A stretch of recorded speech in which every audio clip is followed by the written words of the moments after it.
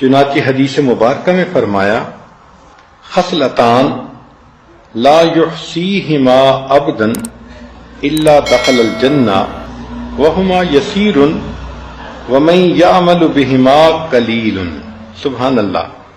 عبداللہ ابن عمر روایت کرتے ہیں کہ نبی علیہ السلام نے فرمایا دو عمل ایسے ہیں کہ جن کو کرنے والا جنت میں جائے گا، وہ کرنے آسان ہیں مگر کرنے والے تھوڑے ہیں۔ اللہ اکبر! کیا حاذق طبیب تھے اللہ کے پیارے حبیب صلی اللہ علیہ وسلم۔ آپ جانتے تھے کہ انسان کی فطرت ہے، وہ کرنے میں سستی کرتا ہے، تو دیکھو کہ اس عمل کی وجہ سے جنت میں داخلہ ملتا ہے، اور پھر کرنے والے تھوڑے۔ وہ کیا ہے؟ ان میں سے ایک عمل یسبح اللہ احدکم دبر کل صلاۃ 10، کہ تم میں سے ہر بندہ نماز پڑھنے کے بعد 10 مرتبہ سبحان اللہ پڑھے، 10 مرتبہ الحمدللہ پڑھے، 10 مرتبہ اللہ اکبر پڑھے۔ تو اگر اس نے 30 مرتبہ یہ پڑھا تو 5 نمازوں میں 150 ہو گئے، اور فرمایا کہ ہر نیکی کے بدلے 10 نیکیاں، تو گویا 1500 نیکیاں مل گئیں۔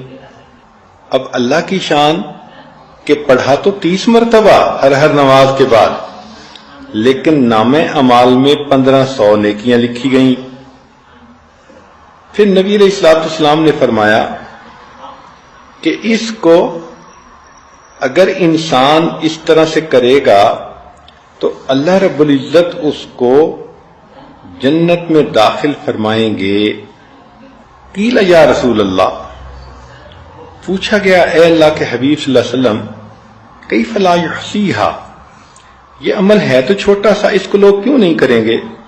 قال صلی اللہ علیہ وسلم، نبی علیہ السلام نے فرمایا کہ یأتی احدکم الشیطان وہو فی صلاتہ فیقول له اذکر کذا واذکر کذا ویأتیہ عند منامہ فینومہ، چنانچہ جب وہ نماز پڑھے گا تو شیطان آ کے کان میں پھونکے گا فلاں کام کرنا ہے، تو وہ اس کو پڑھے بغیر اٹھ جائے گا مصلی سے، اور جب نیند کا وقت آئے گا تو سونے سے پہلے اس کو پڑھنے کی بجائے اس کو نیند غالب کر دے گا۔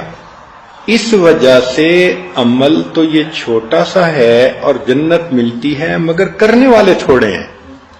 اب دیکھیں نبی علیہ السلام کی بات 100% صحیح۔ ہم نمازیں تو پڑھتے ہیں مگر نماز کے بعد اذکار کوئی نہیں ہوتے الا ماشاء اللہ۔ خوش نصیب عورتیں ہوں گی جو تسبیحات فاطمہ ہی پڑھ لیتی ہوں، اور کئی تو آیت الکرسی بھی نہیں پڑھتی حالانکہ اتنی اہمیت ہے اس کی۔ اور یہ باقی اذکار یہ تو ذہن میں خیال ہی نہیں جاتا۔ تو ذرا نماز کا سلام پھیرا اور شیطان نے خیال ڈالا میرا فلاں کام رہ گیا، فلاں، بھائی جہاں 10 منٹ نماز میں لگے تو 5 منٹ اور سے ہی۔